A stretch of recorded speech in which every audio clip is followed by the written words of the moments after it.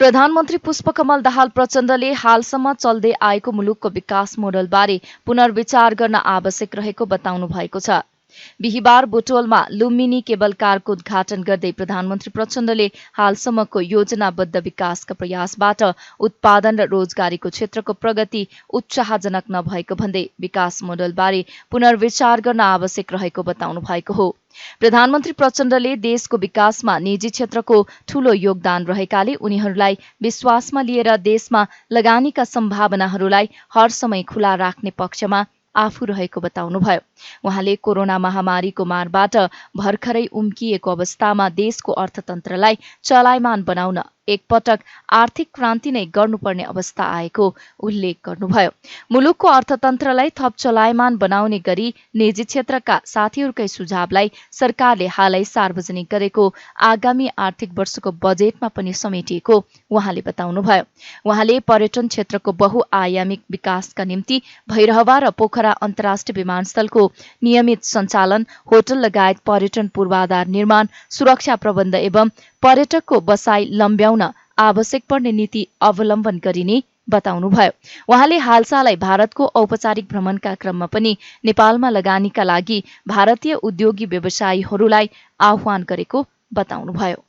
वर्तमान सरकारले देश विकास र समृद्धिका लागि निजी क्षेत्रसँग साथसाथै अगाडि बढ्ने नीति लिएको यहाँ उपस्थित लगानीकर्ता एवं देशको निजी क्षेत्रका प्रतिनिधिहरूलाई अवगत नै छ। म आफै पनि देशको विकासमा निजी क्षेत्रको योगदान रहेकोले उनीहरूलाई विश्वासमा लिएर देशमा लगानीका सम्भावनाहरूलाई हर समय खुला राख्ने पक्ष रहेको कुरा यस्तै मञ्चहरूमा भन्दै पनि आएको छु। निजी क्षेत्रद्वारा निर्माण गरिएका सम्पन्न गरिने योजना र कार्यक्रमहरूमा मेरो सहभागिता सार्वजनिक र निजी क्षेत्रको सहकार्यलाई अझ दह्रो बनाउनु रहेको कुरा पनि म प्रश्न गर्न चाहन्छु। मलाई लाग्छ एकपटक आर्थिक क्रान्ति नै गर्नुपर्ने अवस्था छ।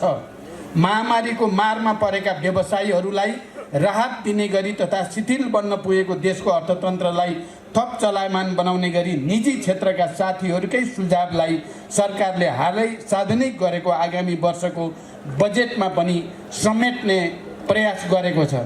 सरकारले यसअघि पनि आर्थिक प्याकेजका कार्यक्रमहरू ल्याएर देशको निजी क्षेत्रलाई कुनै न कुनै रूपमा राहतको घोषणा गरेको थियो।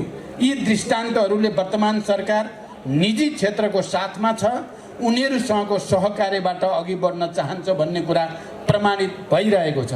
पर्यटन क्षेत्रको बहुआयामिक विकासका निम्ति भैरवा र पोखरा अन्तर्राष्ट्रिय विमानस्थलको नियमित सञ्चालन, होटल लगायत पर्यटन पूर्वाधार निर्माण, सुरक्षा प्रबन्ध एवं पर्यटकको बसाई लम्ब्याउन आवश्यक नीति अवलम्बन गरिएको छ।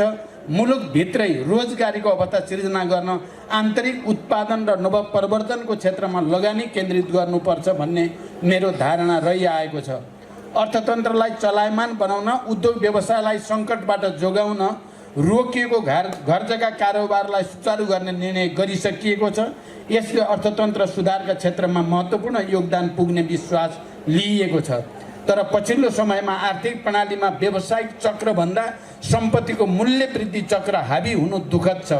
कृषि, म्यानुफ्याक्चरिङ, उद्योग एवं वास्तविक सेवा क्षेत्रको वृद्धि दरलाई उच्च बनाएमा मात्र त्यसको आधारमा वित्तीय क्षेत्र बलियो र स्थिर हुन सक्दछ। उच्च मुद्रास्फीति र अस्थिर ब्याज दरले राज्य एवं सामान्य नागरिकको बजेट प्रणाली, ज्याला, उद्योगको विकास र आम जनसमुदायको जीवनस्तरमा नकारात्मक प्रभाव पार्ने भएकोले यसमा सरकारले उपयुक्त कदम चाल्ने विश्वास पनि म व्यक्त गर्न चाहन्छु। विकास र समृद्धिको यात्रामा अग्रसर हुँदा विकास र समृद्धिको मुद्दामा राजनीतिक दलहरूमा सहमति, सहकार्य र एकता कायम हुँदा र निजी क्षेत्रको साझेदारी र सहयोग रहँदा गुणात्मक सुधार असम्भव छैन भन्ने दृष्टान्तका लागि मेरो दोस्रो प्रधानमन्त्रीत्व काल नै एउटा उदाहरण बन्न सकोस् भन्नेमा म जोड दिएर लागेको कुरा जानकारी गराउन चाहन्छु। झन्डै ऋणात्मक दिशामा रहेको अर्थतन्त्रमा गुणात्मक सुधार ल्याई 7.5% आर्थिक वृद्धि, उज्यालो नेपालको स्थापना, राष्ट्रिय गौरवका आयोजना लगायत पूर्वाधार क्षेत्रमा गुणात्मक विकास, असहमतिको राजनीतिबाट सहमति, सहकार्य र एकताको आधार निर्माण जस्ता उपलब्धि मेरो दोस्रो कार्यकालमा हासिल भए त्यसले प्रश्न गर्दछ। साझा सङ्कल्पका साथ सबैको सकारात्मक र रचनात्मक सहकार्य र सहयोग हुँदा फेरि पनि विकास र समृद्धिमा गुणात्मक सुधार ल्याउन सकिन्छ। यसपटक म प्रधानमन्त्री बन्दै गर्दा देशको अर्थतन्त्र झन्डै दुर्घटनाकै अवस्थामा थियो भन्दा पनि हुन्छ। तर करिब 6 महिनामा दुर्घटनाग्रस्त अर्थतन्त्रले लय समात्दै गएको छ। समष्टिगत आर्थिक परिसूचकहरूमा सुधार आउनुमा सरकारको यही सङ्कल्प र इमान्दार प्रयास जिम्मेवार छ। लगानीका लागि भारतीय उद्योग व्यवसायीहरूलाई आह्वान गरेका छौँ।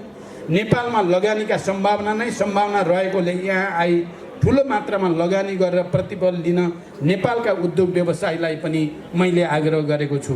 सो भ्रमणका क्रममा भारतीय प्रधानमन्त्रीजीले नेपालबाट आगामी 10 वर्षमा 10,000 मेगावाट बिजुली किन्ने घोषणा गरेबाट अब नेपालमा हाइड्रो पावरका क्षेत्रमा ठुलो लगानीको बाटो खुलेको महसुस गरिएको छ र यो एउटा ऐतिहासिक पहल कदमी हो भन्ने कुरामा कुनै दुविधा छैन।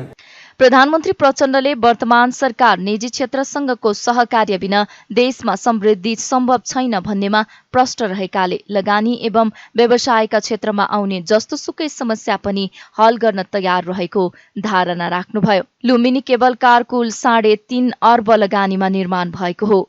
आइएमई समूहको लगानीमा बनेको केबल कारको बटम स्टेशन बुटवल 3, बमघाट र टप स्टेशन पाल्पाको 3औं गाउँपालिका 3 बसन्तपुरमा रहेको छ। नेकपा एमालेका अध्यक्ष केपी शर्मा ओलीले कोशी प्रदेशमा सत्ता संरक्षणमा रहेका पहिचानवादी भनिनेहरूले एमालेका नेतामाथि आक्रमण गरेको भन्दै अब चुप लागेर नबस्ने चेतावनी दिनुभएको छ। बिहिबार एमाले मुख्यालय च्यासलमा केन्द्रीय सदस्यहरूको शपथ ग्रहण कार्यक्रमलाई सम्बोधन गर्दै अध्यक्ष ओलीले सत्ताको संरक्षणमा रहेका पहिचानवादी भनिने गुण्डाहरूले आफ्ना नेतालाई मोबिल छर्केर आगो लगाउने र हत्या गर्ने प्रयास गरेको भन्दै अब चुप लागेर नबस्ने चेतावनी दिनुभएको हो।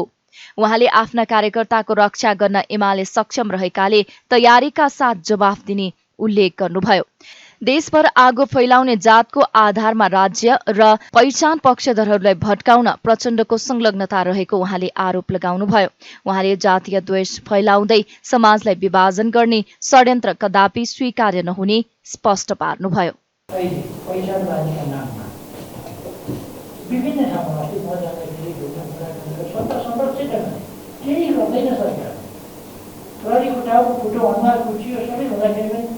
प्रहरीलाई केही नगर्नु हुनेछ। हरेक जिल्लामा तिनै थोरै केटाहरू पुग्छ। हरेक जिल्लामा मोटरसाइकल दियो तिनै केटाहरू पुग्छ। पहिचान पहिले मैले त्यो 74तिर 73तिर कसैले जान नपाउने, कार्यक्रम गर्न नपाउने, केपी निषेध, एमाले निषेध, के निषेध त्यहाँ अब अहिले प्रदेश नम्बर 1 मा पहिचान पारिरहेको सत्ता संरक्षण अपराधिक घटनाहरू भइरहेका छन्। आफैले आफ्नै मान्छे मारेछु, हामीमाथि हमला कहिले बन्द भनेका छन्, कहिले तोडफोड गरेका छन्। आज मात्रै केन्द्रीय सदस्य तथा प्रदेश सभा सदस्य रामनारायणलाई मोबिल छर्केर आगो लगाउन खोजेको भनेपछि कहाँसम्मको हत्या प्रयास भइरहेको छ पहिचानको नाम। यस कुरामा हाम्रो पार्टी किञ्चित डराउँदैन, लच्किँदैन, झुक्दैन। No compromise. नेपाललाई जातिका नाममा गर्न प्रसाद गराउने, जातिका नाममा यो किराँत प्रदेश राख्न खोजेको किन रहेछ भन्ने हामी देखिँदैछ। नराख्दा यस्तो छ, राख्ने हो भने के हो? गैर किराँत भनेको त्यहाँ बस्न पनि नपाउने अवस्था बनिरहेको छ। यस प्रकारको प्रचण्डले सकेन यो विश्व आगो भइरहेको। प्रचण्डले खोजे देशभरि विश्व आगो फैलाउन पहिचानको राजनीति जातका राज्य, जातका नाममा राज्य यो कोसिस गरेको, भड्काउन खोजेको, बिथोल्न खोजेको प्रचण्ड। अब अर्कोतिरबाट प्रचण्डहरूको यसमा प्रत्यक्ष संलग्नता देखिन्छ। नाम राख्ने अनि पछि गल्ती हो भन्ने, अब पुनर्विचार गर्नुपर्छ भन्ने र त्यता मान्छेहरूलाई भड्काउँछ। यो प्रचण्ड एउटा चाइनिज नाटकमा कस्तो गर्छ भने एउटा मान्छे आउँछ, त्यो चाहिँ जर्नल हुन्छ। अनि जर्नलले यस्तो यस्तो भयो नारायण जब के गर्ने हो भनेर सोध्छ यस्तो यस्तो भयो नारायण जब के गर्ने कस्तो गर्ने भन्दाखेरि महाराजको बादशाहको तस्बिर आउँछ। बादशाहले भन्छ यस विषयमा त मैले गरेँ महारानीसँग पनि परामर्श गर्नु त्यस्तो गर्दा रानीको ठ्याक्क चेहरा अनि रानीले भन्छ होइन हाम्रो सल्लाहकार हुन्छ नि महाराज उहाँसँग पनि परामर्श गर्नु त्यस्तो गर्दा फेरि अर्को सल्लाहकार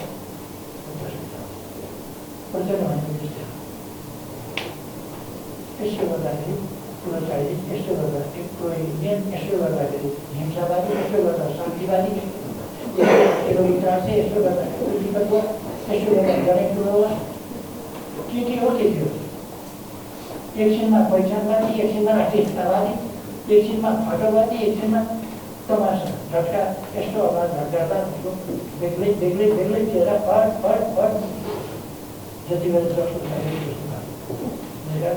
यो अहिले पनि युटिजहरू देखिन्छ। मोर्जिन सैतेर आगो लगाउने सम्मको भनेर यो राजनीति हो। अब नेकपा एमाले तयारीका साथ तनक दिनुपर्ने अवस्था छ। किन सरकारले यो गराइराखेका छ भने एमाले चुप लागेर गर्न सक्दैन। हाम्रो कार्यकर्ताहरूबाट चाहिँ हामी आफैले गर्नुपर्छ भने गुन्डाहरू न नियन्त्रण गर्छ न गिरफ्तार गर्छ न केही गर्छ प्रोत्साहित गरेको छ प्रोटेक्सन गरेको छ यो प्रचण्ड सरकारले। त्यस्तै अध्यक्ष ओलीले एमाले राष्ट्रिय राजनीतिलाई मूलधारमा ल्याउने अथक प्रयासमा रहेको बताउनुभयो। उहाँले 2/3 नजिक पुर्याएको कम्युनिष्ट आन्दोलनलाई विदेशी शक्तिको इसारामा पार्टीभित्रकै मान्छेले ध्वस्त पार्ने काम गरेको भन्दै एमाले राष्ट्रप्रतिको इमान्दारितामा कहिल्यै नबिक्ने जिकिर गर्नुभयो। नेकपा एमालेका सांसद पृथ्वी सुब्बा गुरुङले अहिलेको बजेट नेपाली अर्थतन्त्र नबुझेको बजेट भएको टिप्पणी गर्नुभएको छ। बिहिबार प्रतिनिधिसभा बैठकमा बजेटमाथिको छलफलका क्रममा समाजवाद उन्मुख उत्पादनलाई प्राथमिकतामा राख्न नसकेको बजेट नेपाली अर्थतन्त्र नबुझेको बजेट भएको टिप्पणी गर्नुभएको हो। उहाँले स्थापित उत्पादन सम्बन्धलाई विकासका लागि बजेट विनियोजन गर्न बजेट चुकेको उल्लेख गर्नुभयो। गुरुङले बजेट कर्मचारी र स्रोत साधन सिंहदरबारमा नै थन्किने गरी आएको भन्दै यसले वित्तीय संहिताको मर्मलाई आत्मसात गर्न नसकेको टिप्पणी गर्नुभयो। उहाँले मुलुकको लैङ्गिक वर्गीय जातीय लगायत विभेद अन्त्य गर्न असमर्थ रहेको र पञ्चायत जस्तो बजेट आएको बताउनुभयो। यो बजेट नेपालको राजनीतिक अर्थशास्त्र नजानेको बजेट हो, भुलेको बजेट हो, नचिनेको बजेट हो। हाम्रो राजनीतिक अर्थशास्त्रले के भन्छ भने शान्तिपूर्ण जनक्रान्ति सम्पन्न भयो। शान्तिपूर्ण जनक्रान्ति सम्पन्न भइसकेपछि सामन्ती उत्पादन पद्धतिको अन्त्य भएर पुँजीवादी उत्पादन पद्धतिको स्थापना भयो र त्यो पुँजीवादी स्थापित पुँजीवादी पद्धतिको पुँजीवादी उत्पादन सम्बन्धलाई विकास गर्ने ढङ्गले प्रगतिशील उत्पादन सम्बन्धको तुलनामा त्यो अनुरूपको चाहिँ उत्पादन शक्तिको विकासमा यो बजेटले कहीँ कतै उल्लेख गरेको देखिँदैन। हामीलाई के याद छ भनेदेखि उत्पादक शक्तिको तुलनामा उत्पादन सम्बन्धको चाहिँ विकास भएन भने त्यहाँ क्रान्ति हुन्छ।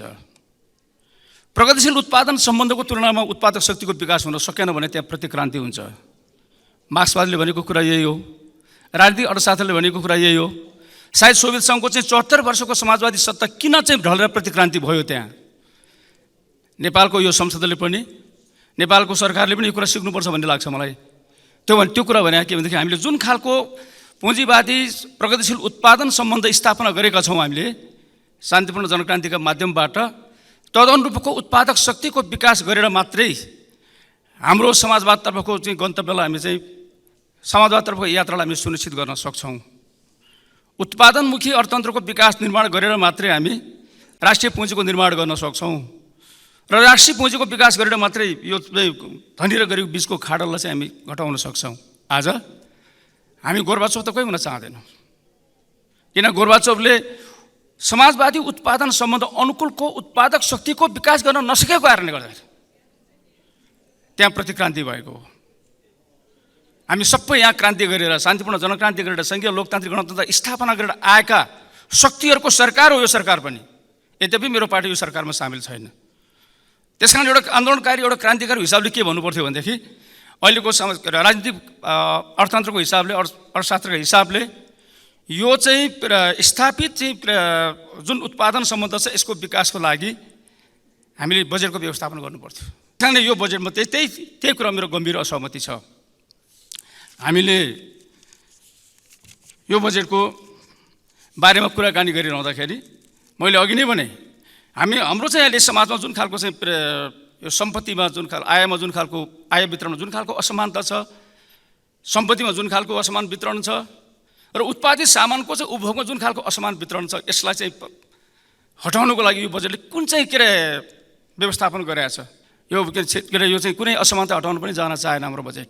त्यस कारणले मैले भनेको यो बजेट पञ्चायतकालीन बजेट जस्तो, यो बजेट हिजोको बहुदलको बजेट जस्तो, मैले हिजो अस्तिको पनि बजेटमा मैले टिप्पणी गरेका थिएँ, यो चाहिँ एकात्मक ढाँचाको चाहिँ राज्यले ल्याएको बजेट जस्तो, केन्द्रीकृत चाहिँ सिंहदरबारको एकल सरकारले ल्याएको बजेट जस्तो, सारा 65% 17 खरब 51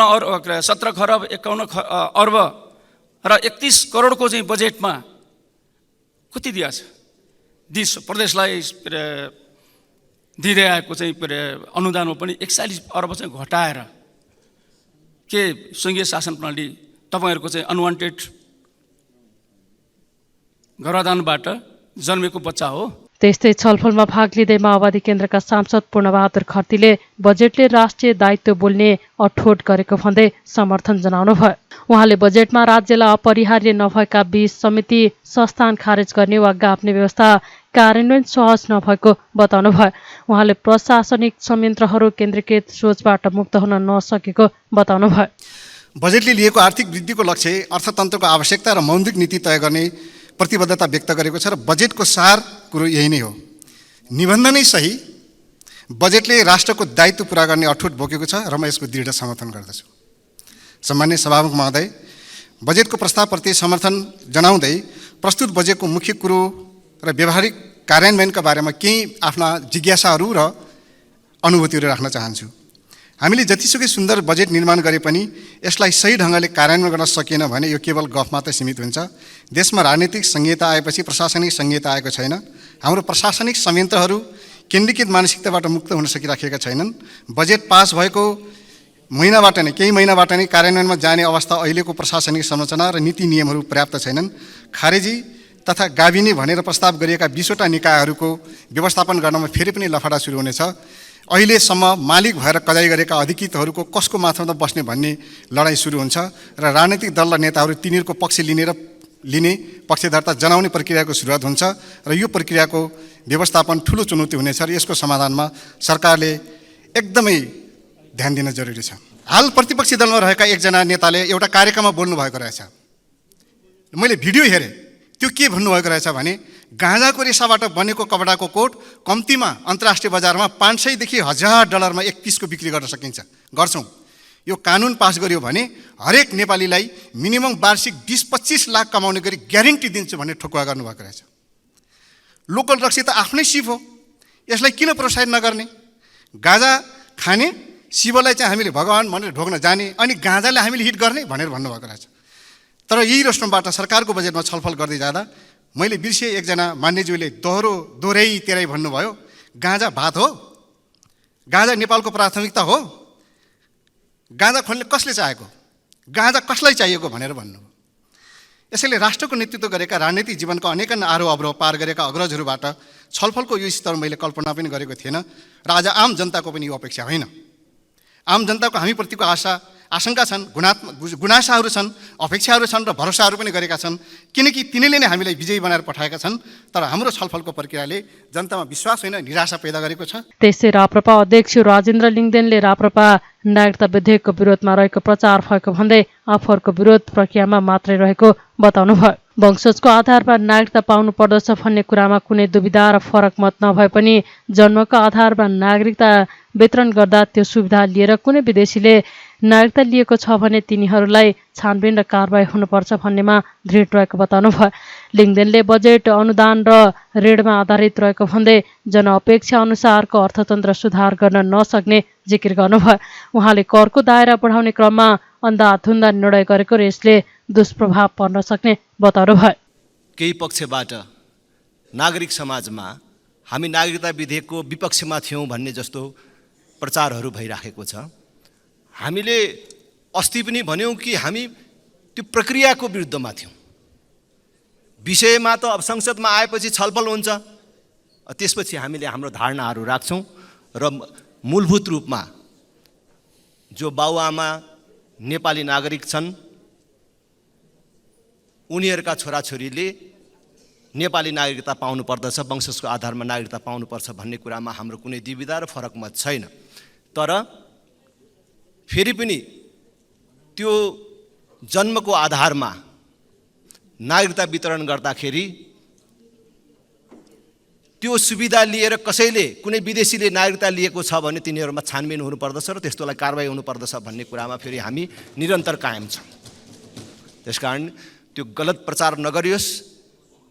राष्ट्रपति भन्ने व्यक्ति होइन, संस्था हो। एउटा राष्ट्रपतिले प्रमाणीकरण नगरेको विधेयक अर्को राष्ट्रपतिले प्रमाणीकरण गर्दाखेरि के आधारमा गरियो भन्ने कुरा जवाफ चाहिन्छ नै संसदलाई। अहिले राजस्व उठ्न सकेन, अहिले चालु आर्थिक वर्षमा लक्ष्य प्राप्त हुन नसके पनि अब आउने उसमा लक्ष्य प्राप्ति गर्नुपर्छ भनेर करका दर र दायराहरू बढाउने कोसिस गर्नुभएको छ। त त्यो जुन करको दर र दायराहरू बढाउने क्रममा अन्धाधुन्ध काम गरिएको छ, त्यसले एकातर्फ कर बढ्ने देखिन्छ भने अर्कातर्फ त्यसले झन् नकारात्मक भनेको दुष्प्रभावहरू छोड्ने देखिन्छ। तपाईँले हवाई टिकटमा भ्याट लगाउने कुरा गर्नुभएको छ। मानिसहरू भन्छन् त्यसै नै हाम्रो हवाई टिकट दर अहिले पनि महँगो छ। त्यसमा भ्याट पनि तपाईँले जोड दिनुभयो भने त्यसको कारण पर्यटकहरूको आउने क्रममा प्रभाव पर्यो भने त्यो असुली बेसी हुन्छ कि त्यसले गर्ने नोक्सानी बेसी हुन्छ त? यसतर्फ हाम्रो ध्यान गयो कि गएन? होटलहरूमा हामीले जुन थप करहरूको व्यवस्था गरेका छौँ त्यसले के प्रभाव पर्छ?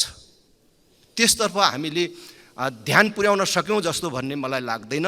उहाँले ठूला विद्युत आयोजना बनाउने जिम्मा विदेशीलाई दिनुभन्दा स्वदेशी लगानीमा बनाउनु पर्ने बताउनुभयो। उहाँले विद्युतीय सवारी साधनमा कर घटाउनु पर्ने गरी बजेटमा सुधार गर्नुपर्ने बताउनुभयो। अर्थमन्त्री डाक्टर प्रकाश शरण मतले शेयर बजारले निश्चित व्यक्तिलाई फाइदा पुर्याउने माध्यमका रूपमा धितोपत्र बोर्ड प्रस्तुत हुन नहुने बताउनु भएको छ। धितोपत्र बोर्डको 31औं वार्षिक उत्सवको अवसरमा बिहीबार काठमाडौँमा आयोजित कार्यक्रममा अर्थमन्त्री महतले शेयर बजारमा लगानीकर्ताको सुरक्षा गर्ने जिम्मेवारी धितोपत्र बोर्डको भएको भन्दै निश्चित व्यक्तिलाई फाइदा पुर्याउने माध्यमका रूपमा बोर्ड प्रस्तुत हुन नहुने बताउनु भएको हो। उहाँले आगामी बजेट प्रस्तुत गर्दा 56 लाख लगानीकर्तालाई आयकरको दायरामा ल्याउने चर्चा गलत भएको जिकिर गर्नुभयो। अटोमेटेड सिस्टम लैजाने, हरेक क्रियाकलापलाई कागज रहित बनाएर लैजाने, कसैले अनपेक्षित फाइदा लिन नपाउने सुनिश्चितता गर्ने लगायतका कुरामा बोर्डले उच्च सतर्कता अपनाउनु पर्ने विश्वास व्यक्त गर्नुभयो। उहाँले शेयर बजारलाई स्वस्थ र लगानीकर्ताको लगानी सुरक्षित गर्नका लागि राष्ट्र बैंकले पनि महत्त्वपूर्ण भूमिका खेल्न सक्ने बताउनुभयो। बोर्डले नियमनको कामलाई अत्यन्त महत्त्वका साथ निर्वाह गर्नुपर्ने भन्दै उहाँले शेयर बजारलाई अझै स्वच्छ, विस्तारित र लगानीकर्ताको सुरक्षा सुनिश्चित गर्नका लागि मन्त्रालयको पूर्ण सहयोग हुने बताउनुभयो। सम्पूर्ण अब यो 56 लाख लगानीकर्ताहरू अब इन्कम ट्याक्सको दायरामा आउने भए, बर्बाद भयो, समाप्त पार्यो भन्ने जस्ता कुराहरू चाहिँ प्रचार हो। अहिले सामाजिक सञ्जालको जमाना छ। एउटाले लेखिदियो, संसारभरि पुग्यो, सबको हातमा स्मार्टफोन छ, लौ खत्तमै पारेछ कि क्या हो? स्वाटै घट्यो। हामीले स्पष्टीकरण दियौँ, त्यस्तो हुँदै होइन। त्यसपछि त्यो बढ्यो। त्यो बढ्ने क्रममा ती आम लगानीकर्ताहरूले कति फाइदा, त्यो तल गएपछि ठ्याक्कै जुन माथि जाँदाखेरि फाइदा हुन्छ, आम लगानीकर्ताहरूले कति फाइदा उठाए, त्यसबाट फाइदा उठाउने भने जो यसमा चाहिँ अत्यन्त विज्ञ छ, नियमित रूपमा त्यसलाई चाहिँ हेरिराखेका छ। के गर्दा कहाँ फाइदा हुन्छ भन्ने सम्पूर्ण जानकारी उहाँहरूलाई छ। मोस्ट प्रोभाबली उहाँहरूले नै त्यसको फाइदा चाहिँ उठाउनु भयो होला। त्यसकारण मलाई लाग्दछ यो सेयर मार्केटलाई सीमित व्यक्तिहरूले फाइदा पुर्याउने, फाइदा पुग्ने माध्यमको रूपमा मात्र यो सीमित हुनुहुन्न। यो आम लगानीकर्ताको यो ब्याङ्कमा राख्दा यति आउँछ, यहाँ राख्यो भने अलिकति फाइदा हुन्छ कि भनेर आफूले चाहिँ मेहनत गरेर आफ्नो चाहिँ पेट कटाएर भए पनि केही भोलि केही होला कि भनेर जुन लगानी गरेका छन् उनीहरूलाई चाहिँ प्रोटेक्ट गर्ने सबभन्दा ठुलो जिम्मेवारी यसको हो भन्ने मलाई लाग्छ। अब यसलाई चाहिँ प्रतिस्पर्धात्मक उसमा पनि लानुपर्छ। त्यो प्रतिस्पर्धामा लानको लागि धितो बोर्डले काम गरिराखेको छ। उपयुक्त समयमा ती कुराहरू पनि यो कमोडिटिज मार्केट पनि अब यसलाई पनि यो सेयर मार्केटमा यो प्रवेश गराउने कुरा भइराखेको छ। त्यस हुनाले म के भन्न चाहन्छु भने अब अघि बोर्डका अध्यक्षजीले भनिसक्नु भएको छ, यो प्रस्तुतिमा पनि प्रेजेन्टेसनमा पनि आइसकेको छ।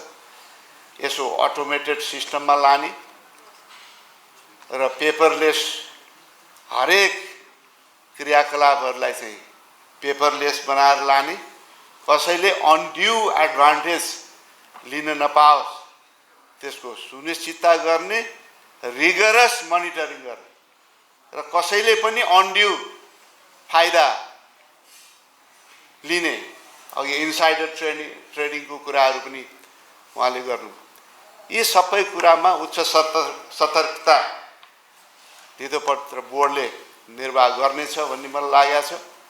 यो सेयर मार्केटलाई अझ हेल्दी र विस्तारित र लगानीकर्ताहरूको चाहिँ सुरक्षा सुनिश्चित गर्नको लागि हामीले राष्ट्र बैङ्कले पनि के कस्तो भूमिका, त्यसलाई अझ फेसिलिटेट गर्ने भूमिका राष्ट्र बैङ्कको पनि छ। त्यस्तै बोर्डका अध्यक्ष रमेश कुमार हमालले लगानीकर्ताको विश्वास कायम गर्न नियामक निकायलाई बलियो संस्थाका रूपमा बोर्डलाई अघि बढाउने बताउनुभयो। प्राइभेट इक्विटी र भेन्चर क्यापिटललाई छिट्टै कार्यान्वयनमा ल्याउने उहाँले बताउनुभयो। अघि हामीले भनेको हाम्रो 4वटा पिलर स्ट्राटेजी अन्तर्गत सुशासन र एकाउन्टेबिलिटी र राम्रो सेवाको वृद्धि र लागतको कमी आउने वातावरण सिर्जना गर्न हामीले खुला ब्रोकर प्रणालीलाई अगाडि बढाएर मेरिटोक्रेसीको सिद्धान्तलाई पूर्ण पालना गर्दै हामीले जुन यो पहिलोपल्ट नेपालमा लाइसेन्सिङ प्रक्रियामा निवेदकले होइन नियामक निकायले आफ्नो समयसीमा नियमनमै तोकेर त्यो समयसीमामा मापदण्ड पुग्ने सम्पूर्ण निवेदकहरूले न्याय पाउनुपर्ने सिद्धान्तलाई हामीले लागू गरिसकेका छौँ। त्यस अन्तर्गत 18वटा ब्रोकरहरूले ब्याङ्किङका सहायक कम्पनीहरूले समेत लाइसेन्स प्राप्त गरिसक्नु भएको छ। यसबाट ब्रोकरको सङ्ख्या 10औं वर्षको प्रयासपछि अब 50बाट अहिले 68 पुगिसकेको छ। तर हामी 2 महिनाभित्रमा चाहिँ यसलाई 93 पुर्याउँछौँ भन्ने आश लिएर बसेका छौँ। यसले यो 56 लाखभन्दा बढी भएका यो लगानीकर्ताहरू र देशको कुना काप्चासँग भएका हाम्रा लगानीकर्ता जुन हाम्रा वित्तीय साक्षरता असाध्यै कम भएको मुलुकमा यो एउटा सशक्त ब्रोकर कम्पनीहरूले, ठुला कम्पनीहरूले उचित सेवा दिने, सेवाको स्तर वृद्धि गर्ने र उहाँहरूको अल्टिमेटली लगानीमा चाहिँ लागतमा कम गर्ने, प्रतिस्पर्धाको मार्फत लागत कम गर्ने हाम्रो नीति रहेको छ। यसै गरी कमोडिटिज एक्सचेन्ज हामी आगामी आर्थिक वर्षमा सञ्चालन गर्न सक्छौँ भन्ने विश्वास लिएका छौँ। र हामीले एउटा महत्त्वपूर्ण कुरा चाहिँ अर्थतन्त्रको एउटा अर्को पाटो भनेको चाहिँ एउटा प्राइभेट इक्विटी र भेन्चर क्यापिटलको उचित माध्यमबाट नेसनल इकोनोमी फर्मेसनमा सहयोग गर्ने, इकोनोमीको डाइभर्सिफिकेसनमा चाहिँ अटोमेटिक एउटा तपाईँको सिस्टमेटिक एउटा बाटो खोल्ने, त्यसमार्फत चाहिँ उद्यमशीलताको प्रवर्धन विकास एसएमई प्लेटफर्म पनि हामीले नेप्सेमा खडा गर्दैछौँ। क्याबिनेटमा प्रस्ताव अर्थ मन्त्रालयमा छ अहिले। अब केही समयमा त्यो पास भएपछि हामी त्यसलाई लागू गर्न साथ एउटा भेन्चर क्यापिटल र प्राइभेट इक्विटीको चाहिँ पूर्ण इकोसिस्टम नेपालमा तयार हुन्छ पहिलोपल्ट। त्यस्तै उहाँले अहिले 68वटा ब्रोकर सङ्ख्या पुगेको भन्दै अबको 2 वर्षभित्र 93वटा ब्रोकर कम्पनी सञ्चालनमा आउने जानकारी दिनुभयो।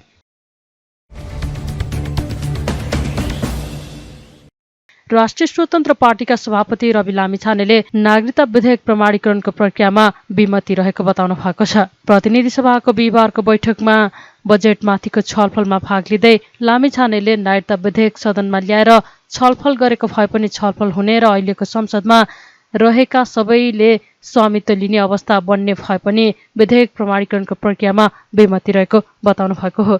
उहाँले नागरिकता विधेयकका बारेमा रासोपा कुनै समुदायको विरोधमा छ भनेर जनतालाई गुमराहमा राख्न खोजिएको जिकिर गर्नुभयो। आफूलाई नागरिकले नागरिकता नपाउनुको पीडा थाहा रहेको भन्दै उहाँले जन्मसिद्ध नेपाली नागरिकका सन्तान र एकल आमाहरूका सन्तानको नागरिकताको अधिकारको सुनिश्चित हुनुपर्ने बताउनुभयो। उहाँले एकल आमाका सन्तानले नागरिकता लिँदा आमाले बाबुको पहिचान नखुलेको स्व घोषणा गर्ने व्यवस्थाले महिलाको आत्मसम्मानमा ठेस पुग्न सक्ने धारणा राख्नुभयो। त्यस्तै उहाँले सरकारले ल्याएको बजेटको कार्यक्रम बेच तालमेल भेट्न नसकेको बताउनुभयो। जनतासँग भोट माग्दा शिक्षा, स्वास्थ्य लगायतका विषयमा प्रतिबद्धता जनाएकाले यस विषयमा आवश्यक नीति बनाउन सबै दलहरू एक ठाउँ आउनुपर्ने उहाँले बताउनुभयो। म आजको विषयवस्तुमा प्रवेश गर्नुभन्दा अगाडि केही कुरा स्पष्ट गर्न चाहन्छु। जनतामा भ्रमित हुने गरी जबरजस्ती फैलिएका प्रोपागान्डाहरूको प्रतिकार गर्न र सत्य सन्देश प्रवाह गर्नका लागि एक जिम्मेवार जनप्रतिनिधिका हैसियतले आफ्नो दृष्टिकोण जनता समक्ष पुर्याउने थलो पनि संसद भएका हुनाले म यो अनुमति चाहन्छु। सभामुख महोदय, नागरिकता विधेयकका सम्बन्धमा राष्ट्रिय स्वतन्त्र पार्टी कुनै समुदायको विरुद्ध छ भन्ने भाष्य जबरजस्ती निर्माण गरेर निमुखा नागरिकलाई गुमराहमा राख्न खोजिएको छ। त्यसो गर्नेहरूलाई म यति मात्र भन्न चाहन्छु कि राजनीतिसँग कुनै सरोकार र भोट बैंकको कुनै आवश्यकता नहुँदा पनि प्राकृतिक विपत्ति, वैदेशिक रोजगारीका समस्या र मिटर ब्याज जस्ता विषयमा आवाजविहीन मधेसी जनताको पक्षमा हामी उभिएको संसार साक्षी छ। मैले श्रेय लिन खोजेको होइन, एउटा दृष्टान्त मात्र दिन खोजेको हुँ। सामान्य सभामुख महोदय, मलाई नागरिकले नागरिकता नपाउनुको पीडा थाहा छ, साँच्चै नै थाहा छ। कुनै पनि नेपाली नागरिक नागरिकताबाट वञ्चित हुनु हुँदैन, त्यो उसको नैसर्गिक अधिकार हो। जन्मसिद्ध नेपाली नागरिकका सन्तान र एकल आमाहरूका सन्तानको नागरिकताको अधिकार मेरो र तपाईँको जति नै सुनिश्चित छ हुनुपर्छ सभामुख महोदय। मात्र वैवाहिक अङ्गीकृतका विषयमा मौन रहेका हुनाले यसबारेमा छलफल चलाउन खोजिएको हो र सम्मानित सभामुख महोदय मार्फत म जानकारी गराउन चाहन्छु। एकल आमाका सन्तानले नागरिकता लिँदा आमाले बाबुको पहिचान नै नखुलेको स्व घोषणा गर्ने व्यवस्था हाम्रा आमा दिदीबहिनीहरूको आत्मसम्मान विपरीत छैन यो? यस्ता प्रश्नहरूको विषयमा पनि सोचौँ भनेको हामीले। विधेयक संसदमा आएको भए हामी छलफल गर्थ्यौँ, स्वामित्व लिन्थ्यौँ। तर जसरी जुन बाटोबाट प्रमाणीकरण भयो जम्मा विपत्ति यतिमा हो सभामुख महोदय। र यदि सदनमा आएर छलफल हुने भएको भए त्यहाँ भएको विभेदका विषयमा पनि हामी कुराकानी गर्थ्यौँ। महिला र पुरुषलाई जुन विभेद गरिएको छ वैवाहिक अङ्गीकृतका विषयमा त्यसमा पनि हामी हाम्रो धारणा राख्थ्यौँ र दुधको दुध पानीको पानी थाहा हुन्थ्यो कि यो सदनमा आइसकेपछि को के कुराको पक्षमा छन् या विपक्षमा छन् भन्ने कुरा थाहा हुन्थ्यो। त्यसकारणले यो गलत बाटोबाट गएका हुनाले गलत मानिसको पुतला जलाइएको छ भन्ने कुरा म सम्मानित सदन मार्फत जानकारी गराउन चाहन्छु। सरकारले ल्याएर आएको हो कि फरक सरकारको पालामा आएको भन्ने कुरामा म चाहिँ अलिकति दोधारमा परेको छु, किनभने यी कार्यक्रमहरूबीच तालमेल कहीँ कतै भेटिएको छैन। यसबारेमा छुट्टै बहस गरौँला। तर अहिले म बजेटमा केन्द्रित भई केही कुराहरू राख्न चाहन्छु। सम्मानित सभामुख महोदय, एउटा उदाहरण मात्र म यहाँ प्रस्तुत गर्न चाहन्छु। मान्नुहोस् कुनै एउटा परिवार छ, त्यो परिवारका 4 सदस्यले कमाउँछन्। एकजना सरकारी जागिरे छ भन्ठान्नुहोस्, एकजना कृषि कार्य गर्छ, एउटा खुद्रा पसल चलाउँछ, अर्को एउटा वैदेशिक रोजगारीमा जान्छ। त्यस परिवारको घरमुलीले आउने वर्ष हाम्रो प्रत्येक सदस्यको आम्दानी एउटा 5% भनौँ न, 5%ले बढ्छ भनेर हिसाब देखायो भने कसरी पत्याउने? घरमुलीले हिसाब देखाए जस्तो सबैको आम्दानीको वृद्धि दर एउटै कसरी हुनसक्छ सभामुख महोदय? बजेट बन्नुभन्दा 4-5 महिना अगाडि हरेक राजनीतिक दलका अझ विषय विज्ञहरू छन् भने उनीहरूलाई सहभागी गराएर प्राथमिकताका क्षेत्रहरू छुट्याउँ। कुनै पनि राजनीतिक दलले भोट माग्दाखेरि शिक्षा गुणस्तरीय र स्वास्थ्य आम नागरिकको पहुँचमा भनेर हामीले भोट मागेका हौँ नि। हाम्रो घोषणापत्रमा, हाम्रा वाचापत्रमा बाकाइदा लेखिएको छ नि। नेपालको संविधानले पनि त्यो अधिकारलाई सुरक्षित गरेको छ नि। भनेपछि के सत्ता पक्ष के विपक्ष कसैको विमति होला र? हामीले कस्तो शिक्षा नीति बनाउने? आउनुहोस् सबै राजनीतिक दलका साथीहरू एक ठाउँमा उभियौँ र एउटा साझा शिक्षा नीति सरकारलाई हामीले रेकमेन्ड गरौँ। किनकि तपाईँले भोट माग्दा पनि नेपाली जनतालाई राम्रो शिक्षा दिन्छु भन्नुभएको हो, मैले भोट माग्दा पनि नेपाली जनतालाई राम्रो शिक्षा दिन्छु भनेको हो। अनि यहाँ राजनीति कसरी भयो? तपाईँको जिल्लाका बाटोहरूमा भोट हालेपछि अब तपाईँ यहाँ कुनै नेताको जिल्ला अथवा गाउँठाउँमा बाटो पुर्याएर भोट माग्ने दिनको त अब अन्त्य गर्नुपर्छ हजुर। सिङ्गो देशलाई हेर्नुपर्छ। अब त त्यसरी चल्दैन बाँडेर। सम्मानित सदनमा एउटा पार्लिमेन्टको डिग्निटीलाई नै हल्लाइदिने किसिमका गतिविधि हुँदाखेरि कता कता हामीलाई पनि त्यो रोग सरे जस्तो पनि कहीँ दिनमा भयो। हामी त्यो रोग सार्न चाहन्नौँ मान्यज्यूहरू, हामी त्यो रोग सार्न नै चाहन्नौँ। हामी तपाईँलाई त्यही सम्मानित स्थानमा राख्न चाहन्छौँ जुन सम्मानको तपाईँहरू लायक हुनुहुन्छ। हामी नयाँ पुस्ताका राजनीतिज्ञहरूलाई तपाईँहरूले एउटा यस्तो संस्कारको विकास गरिदिनुहोस्, एउटा यस्तो संस्कार दिनुहोस् ताकि हामी भोलि पनि गर्व गर्न सकौँ कि हामीले यो तपाईँबाट सिकेका हौँ। हामीले नेपाली कङ्ग्रेसबाट सिक्यौँ, हामीले नेकपा एमालेबाट सिक्यौँ, हामीले नेकपा माओवादीबाट सिक्यौँ भनेर हामीले भन्न सकौँ, मधेसवादी दलहरूबाट सिक्यौँ, जसपाबाट सिक्यौँ भन्न सकौँ, हामीले नेताहरूको नाम लिएर भन्न सकौँ यी नेताहरूबाट हामीले सिकेको हो नि भन्न सकौँ। त्यस्तै उहाँले नयाँ पुस्ताका राजनीतिज्ञहरूलाई पुरानो पुस्ताका नेताहरूले सिक्ने अवसर प्रदान गर्नुपर्ने उल्लेख गर्नुभयो।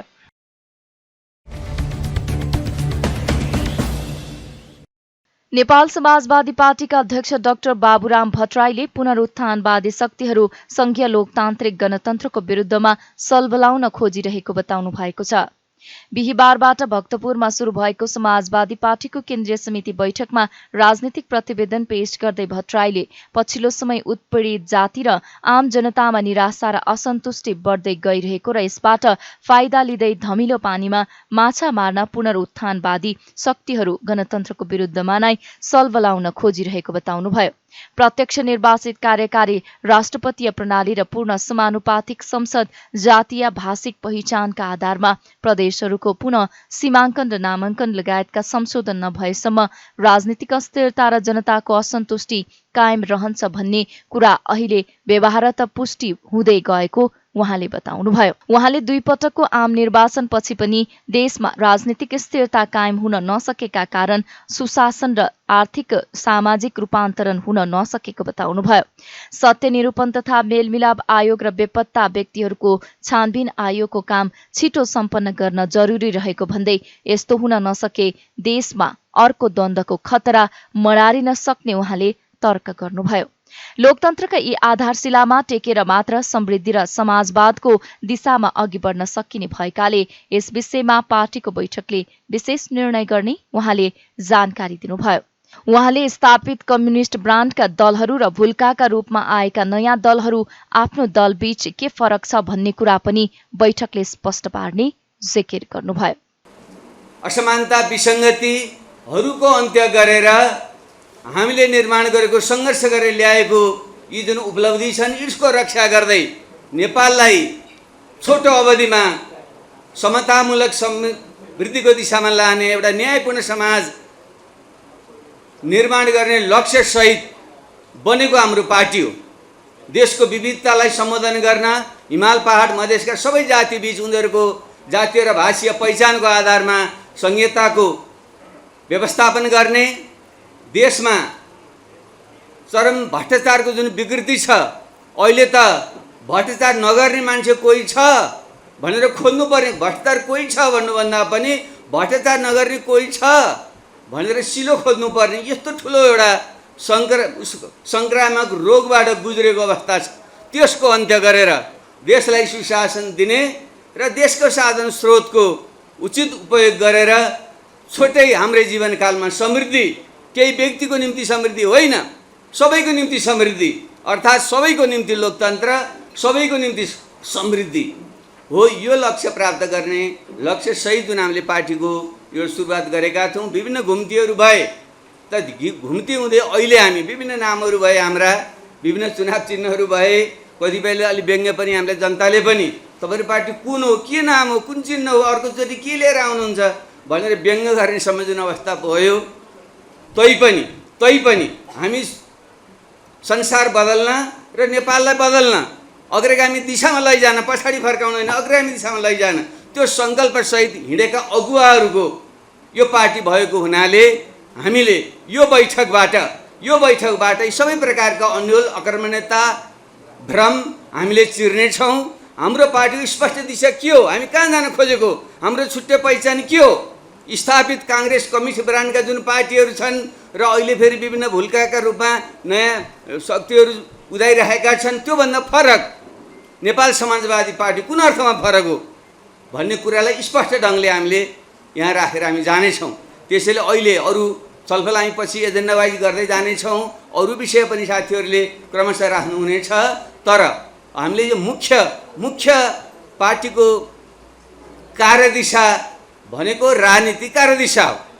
राजनीतिक रूपमा हामी कता जाँदैछौँ, हाम्रो दिशा कुन हो, दायाँ हो कि बायाँ हो कि अगाडि हो कि पछाडि हो, कता हो भन्ने कुरो प्रश्न भएन।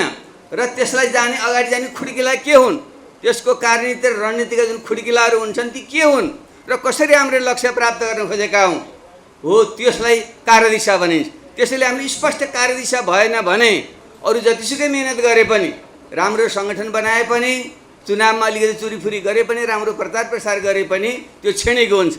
त्यसैले पार्टीको राजनीतिक कार्यदिशा, ओरिएन्टेसन, पोलिटिकल लाइन सबभन्दा निर्णायक हुन्छ। त्यो नै पार्टीको चाहिँ एउटा पहिचान हुन्छ। त्यसै अर्थमा हाम्रो पार्टी एउटा नयाँ ढङ्गको समाजवादी पार्टी हो। सुरुमा नै हामीले समुन्नत समाजवाद, संहिता, सुशासन, समृद्धि समाजवाद, समावेशी लोकतन्त्र भनेर जुन 5 छका कुरा हामीले गरेका छौँ, हाम्रा ब्यानरहरूमा तपाईँले देख्न सक्नुहुन्छ।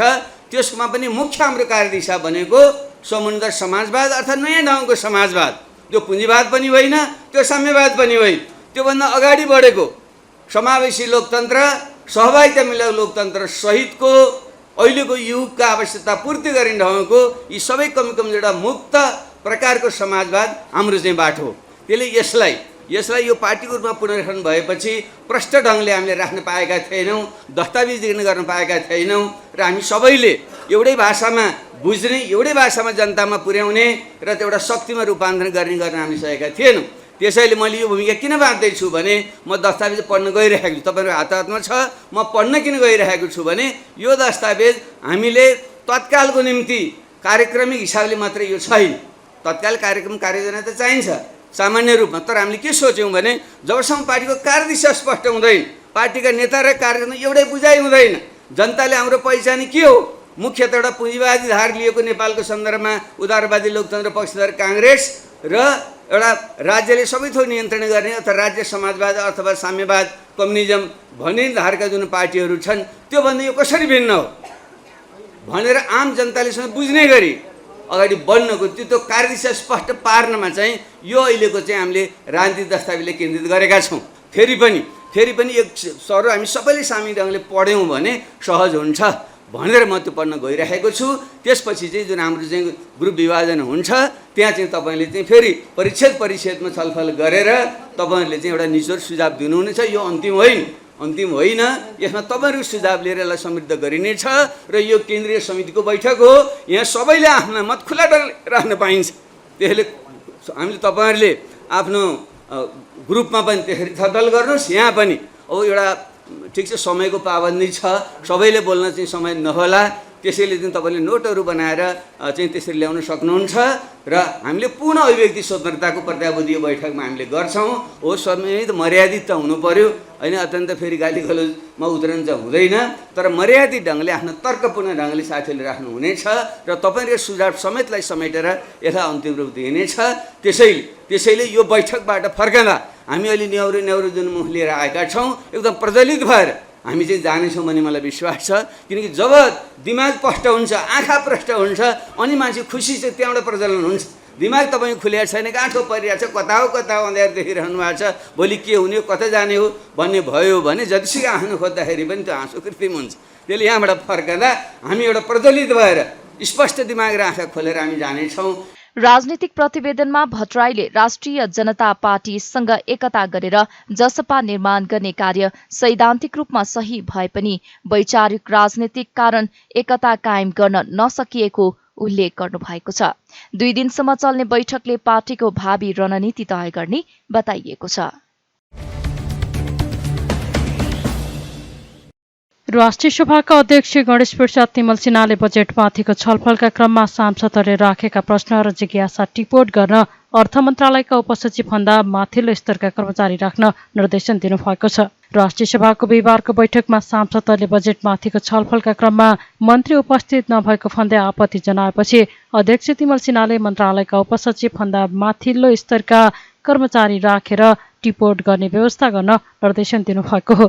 बजेटमाथिको सामान्य छलफल एकैपटक दुवै सदनमा चल्ने व्यवस्था भएकाले यस्तो अवस्थामा दुवैतिर एकै मन्त्रीलाई खोज्ने कुरा व्यावहारिक नहुने उहाँको भनाइ छ। यसलाई मध्यनजर गर्दै सांसदहरूको कुरा टिपोट गर्ने कर्मचारी राख्न उहाँले निर्देशन दिनुभयो। माननीय सदस्यहरू, माननीय सदस्यले व्यक्त गर्नुभएको विचारमा म नेपाल सरकारको ध्यानाकर्षण गराउन चाहन्छु र खास गरी राजस्वको यो आर्थिक वर्ष 2080-81 को राजस्व र व्ययको वार्षिक अनुमानमाथिको सामान्य छलफल एकैपटक दुवै सदनतिर चल्ने यो व्यवस्था नै हो। यस्तो अवस्थामा एकजना मन्त्रीलाई दुवैतिर खोज्दा त पक्कै पनि पाउन सकिँदैन। यसकारण हामी व्यावहारिक हिसाबले सरकारको मन्त्री अनिवार्य रूपमा हुनैपर्छ। नहुँदा नचल्ने हाम्रो परम्परा पनि हो र यो विषय अझै गम्भीर छँदैछ र म नेपाल सरकार खास गरी अर्थ मन्त्रालय र अर्थमन्त्रीको ध्यानाकर्षण गराउन चाहन्छु। नेपाल सरकार अर्थ मन्त्रालयका उपसचिवभन्दा माथिल्लो स्तरका अधिकृत अनिवार्य रूपमा नोट गरेर त्यहाँ बस्नु पर्यो। यहाँको यो चाहिँ नोट नगर्दाखेरि यसको जवाब कसरी दिन सक्छ? यसकारण बैठक सुरु भएबाट अन्त्यसम्म नेपाल सरकारको अर्थ मन्त्रालयको यो विषयमा छलफल हुँदा उपसचिव वा सोभन्दा माथिल्लो स्तरको अधिकृत अनिवार्य रूपमा चाहिँ नि यहाँ बसेर सबै टिपोटहरू गर्नु पर्यो। म यो निर्देशन दिन्छु। त्यसअघि बैठकमा एमालेका सांसद भैरव सुन्दर श्रेष्ठले बजेटमाथिको जारी छलफलमा सम्बन्धित मन्त्रीको उपस्थिति नभएको भन्दै नियमापत्ति गर्नुभएको थियो। नियमावलीमा कुनै विषयमा छलफल चलिरहेको समयमा सम्बन्धित मन्त्री अनिवार्य उपस्थित हुनुपर्ने व्यवस्था रहेको उल्लेख गर्दै उहाँले मन्त्रीको उपस्थितिमा मात्रै बैठक सञ्चालन गर्न माग गर्नुभयो। सदन चलेको बेला सरकारको तर्फबाट सम्बन्धित मन्त्री अथवा कुनै मन्त्रालयको विषयमा सदन चलेको छ त्यसको बारेमा कुरा राख्नु पर्दाखेरि सम्बन्धित मन्त्रीको अनिवार्य उपस्थिति भनेर यहाँ नियममाथि उल्लेख भएको चाहिँ छ। हिजो म बोलिरहेको बेला मैले समय लिएर बोलिरहेको बेला सत्तापक्षकै मान्य सांसदज्यूले नियमावत्ति गरेर मन्त्रीजीको उपस्थिति छैन भनेर भन्नुभएको थियो।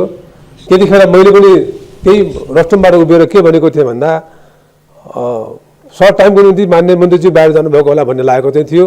तर पनि बिचमा चाहिँ म बोल्दै गर्दा चाहिँ बिचमा चाहिँ नियमावत्ति गरिसकेपछि मन्त्रीको उपस्थिति चाहिँ भएन र एकातिर बजेटका सन्दर्भमा चाहिँ हामी छलफल गरेका छौँ।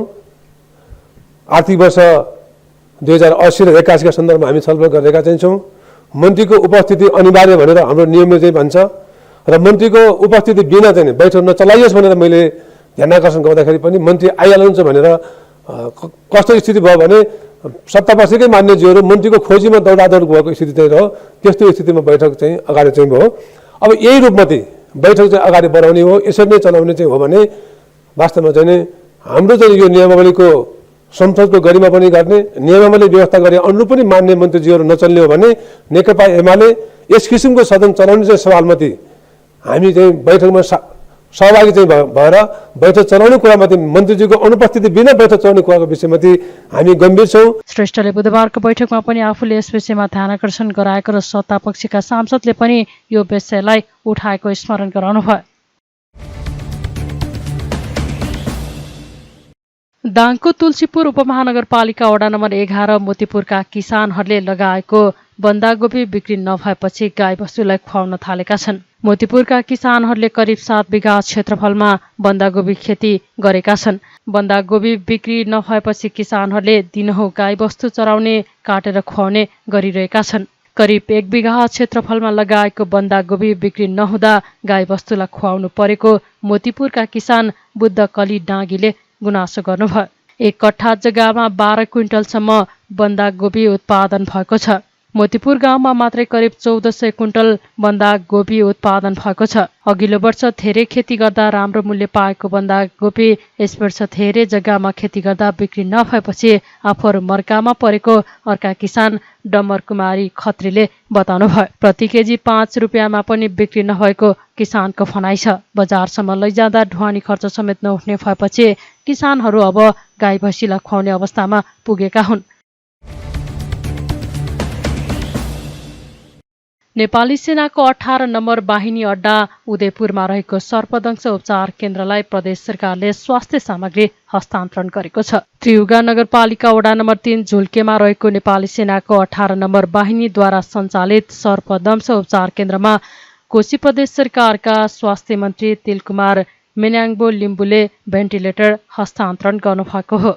बिहिबार मन्त्री मेन्याङ्बो लिम्बु सहित कोशी प्रदेश सभाका उपसभामुख सृजना दनवार सहितको टोलीले उपचार केन्द्रलाई भेन्टिलेटर प्रदान गरेको हो।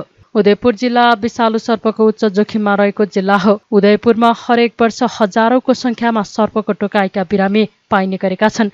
यद्यपि उदयपुरमा सुविधायुक्त सर्पदंश उपचार केन्द्र भने छैन।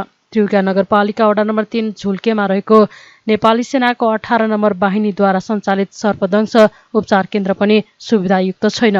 उक्त उपचार केन्द्रमा भर्ना भएका बिरामीलाई सर्पको टोकाइबाट खतरा बढेर केही जटिल समस्या भए त्यहाँ भेन्टिलेटर सहित उपचार गर्ने प्रविधि छैन नै तत्काल थप उपचारका लागि बाहिर पठाउन पर्ने भए एम्बुलेन्स समेत छैन। वर्षेनी 500 भन्दा माथि सर्पले टोकेका बिरामी उदयपुरको भुल्केमा मात्र भर्ना हुँदै आएका छन्। भुल्केमा रहेको सर्पदंश उपचार केन्द्रमा पर्याप्त स्वास्थ्य सामग्री नहुँदा सर्पको टोकाइबाट गम्भीर भएकाहरूलाई थप उपचारका लागि झण्डै 2 घण्टाको बाटो धरान विराटनगर पठाउने गरिएको छ। उदयपुरमा धेरैजसो कोब्रा, करेत र भाइपर जातका सर्पले डसेका बिरामी आउने गरेको नेपाली सेनाको 18 नम्बर बाहिनीद्वारा सञ्चालित सर्पदंश उपचार केन्द्रका प्राविधिक डाक्टर सहसेनानी मनिष यादवले जानकारी दिनुभयो। यहाँनिर लगभग अब भइ नै सक्यो 18 वर्षदेखि नै सर्पदंशको उपचार भइरहेको छ। यहाँ लगभग वर्षा ऋतुमा चाहिँ सर्पको प्रकोप चाहिँ बढ्ने, अब आउने 1-2 महिनामा चाहिँ बढ्ने र अरू बेलामा लगभग 15 देखि 20 हरेक महिनामा भनी यो पिक समय जुन छ हाम्रो ज्येष्ठ असार साउन भदौतिर त्यतिखेर चाहिँ सङ्ख्या तीव्र गतिले 2 गुणादेखि 3 गुणासम्म बढिसक्ने अनि हरेक वर्ष लगभग 500 को हाराहारी अलिकति तलमाथिको रूपमा यहाँनिर सर्पदंशको बिरामीहरू आइराख्ने र उपचार भइराख्ने चाहिँ क्रम छ। यहाँनिर उपचार भइराखेदेखि अहिलेसम्मको खण्डमा यहाँ बिरामी आइसकेपछि अहिलेसम्म चाहिँ 18 वर्षको हाम्रो यो कार्यकालको अवधिभरिमै यहाँनिरबाट ज्यान गुमाउनु चाहिँ कसैले पनि परेको छैन। यहाँ अब निरन्तर रूपमा हामीले जनशक्ति प्रोभाइड गरिरहेका छन्। हाम्रो आफ्नो तर्फबाटै स्वास्थ्यको तालिम प्राप्त गर हाम्रो सर्पदंशको लागि यहाँनिर वर्षेनी हामी तालिम पनि खुलाउँछौँ। त्यसमा ट्रेनिङ दिइसकेपछि ती ट्रेनिङ प्राप्त सर्टिफाइड मान्छेहरूले हामीले यहाँनिर सर्पदंशको उपचार गर्छौँ र सर्पको प्रजातिहरू हेर्नु पर्दाखेरि यहाँनिर प्रायः जसो त्यही करेत, कोब्रा र भाइपरहरू जुन हाम्रो जङ्गलतिर हुनुपर्ने र अहिले विस्तार भएको यो घर र समाज विस्तार भइसकेपछि त्यो भाइपरहरूको पनि प्रकोप एकदमै धेरै देखिएको छ र त्यसको उपचारहरू हामी प्रायः जस्तो यी 3 थरीको सर्पहरू भइरहेका छौँ। पूर्वी पहाड तथा तराईका ग्रामीण क्षेत्रबाट सर्पदंशका बिरामीलाई सेनाको उपचार केन्द्रमा पठाइने गरिएको छ। निजी र सरकारी अस्पतालले समेत सेनाको उपचार केन्द्रमै रेफर गर्ने गरेका छन्। बीपी कोइराला स्वास्थ्य विज्ञान प्रतिष्ठान धरान, कोशी अञ्चल अस्पताल र जिल्ला अस्पतालहरूमा समेत सर्पदंशका बिरामीको उपचार हुन्छ। तथापि सरकारी अस्पतालमा सर्पदंशका सीमित बिरामी मात्र जाने गरेका छन्।